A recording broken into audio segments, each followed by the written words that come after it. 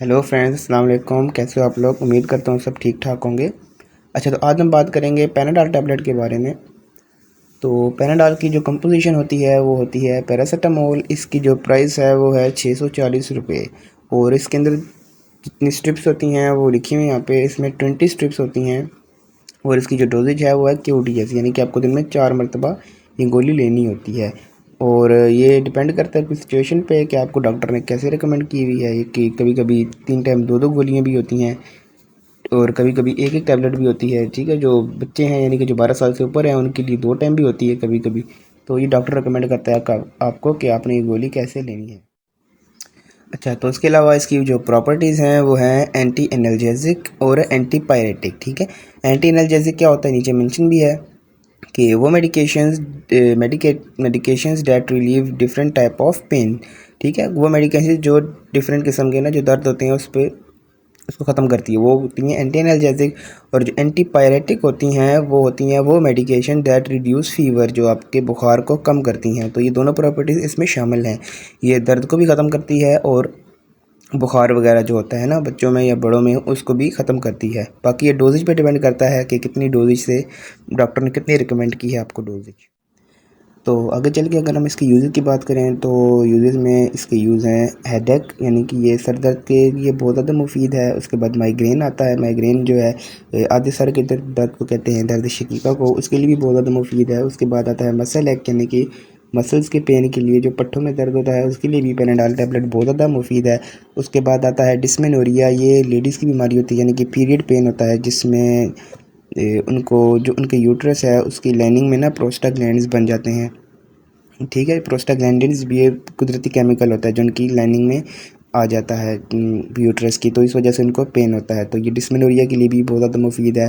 Sore throat यानी कि खट्टा गला हो, ठीक है, उसके लिए भी बहुत ज़्यादा मुफीद होता है। ठीक है, उसके बाद आता है मस्कुलर स्केलेटल डिसऑर्डर्स। ये वो डिसऑर्डर्स होते हैं मतलब जैसे कि जॉइंट में दर्द होता है, उसके बाद जिसमें टेंडोन्स में दर्द होता है, उसके बाद लीगामेंट्स में दर्द होता है।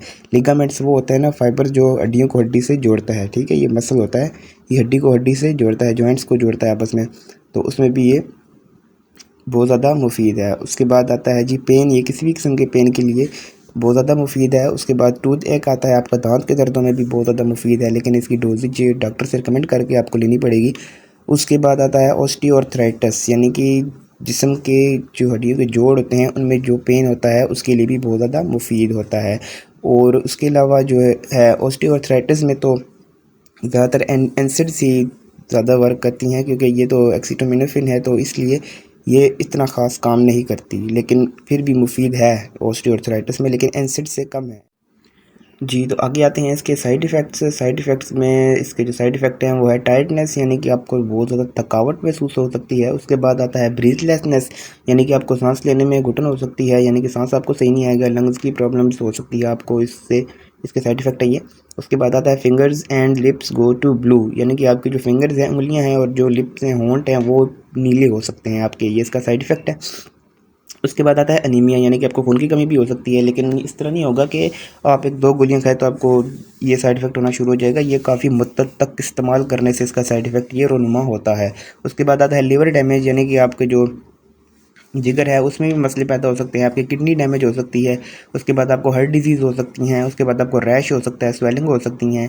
तो ये जो लिवर डिजीज़ हैं, किडनी डिजीज़ हैं और ये हार्ट डिजीज़ हैं, ये एकदम नहीं होती, मतलब सम केसेस में, लेकिन ज़्यादातर केसेस में ये बहुत आगे यूज़ करने से होती हैं। ये मतलब पैनाडॉल जो है काफ़ी अर्सा लॉन्ग टर्म अगर आप यूज़ करेंगे तो आपको ये इसके साइड इफ़ेक्ट देखने को मिल सकते हैं।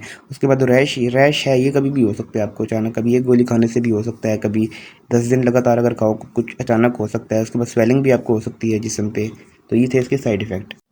तो आगे चल के इसकी आती हैं कॉन्ट्राइंडिकेशंस। कॉन्ट्राइंडिकेशन में सबसे पहले जो इसकी है वो है हाइपर सेंसिटिविटी, यानी कि आपको मतलब अगर पैनाडॉल के साल्ट से यानी कि पैरासीटामोल से किसी भी किस्म की एलर्जी है तो ये आपके लिए मुफीद नहीं है, फिर आपको इस्तेमाल नहीं करनी चाहिए। अगर आपको लिवर डिजीज़ है, जिगर के मसाइल हैं, कोई भी मसले हैं आपको जिगर के, तो ये आपके लिए बेहतर नहीं है। ठीक है, उसके बाद आता है किडनी डिजीज़, यानी कि आपको गुर्दे की कोई भी मसाइल हैं तो उसमें आप इसको इस्तेमाल नहीं कर सकते।